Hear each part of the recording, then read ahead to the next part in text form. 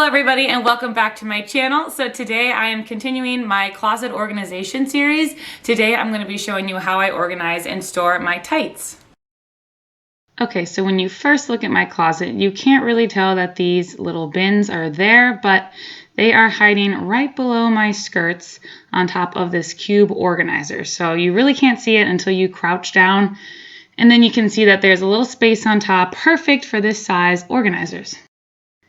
So these bins have little dividers in them already. These ones are 4 by 6, and then they just have these little felt cubbies. You can really get these anywhere. I have 2 of them. I have so many tights because I mainly wear dresses and I wear them all year round, so I need a bunch of tights as well. So on the left here, I keep all of my more normal and boring colors. So all of my black tights, gray tights, and then neutrals. I just kind of go from darkest to lightest here.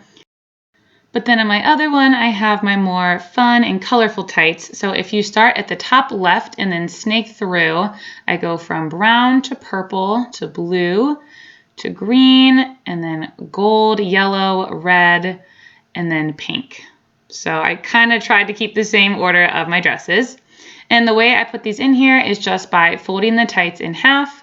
So from the top down, and then you just smooth it out so there's no creases in there. And then you can just start rolling from the top, but I like to fold them in half and then just roll them up tightly. You want to do this in a way that you can still tell what the tights are. So if there's a pattern, you want to make sure the pattern is on the outside, and then they just slide into the little slots perfectly, and it just works out very well.